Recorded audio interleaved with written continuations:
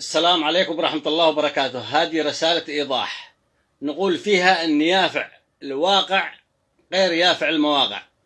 قد نشاهد آلاف من الأسماء في التواصل الاجتماعي، فلان من فلان اليافعي، ويقوم يسب عباد الله ويغلط على عباد الله، وأكثر هذه الأسماء كلها أسماء مستعارة وانتحال اسم اليافعي للسب واللعن. وإذا افترضنا أنه واحد يافعي كتب فلان من فلان اليافعي ويسب عباد الله، فهو يمثل نفسه ولا يمثل يافع. يافع هي أخلاق، يافع هي قيم، يافع هي رجولة، يافع هي شهامة، يافع هي حضارة، يافع هي قبيلة. يافع ليس سبابة وليس نعالة.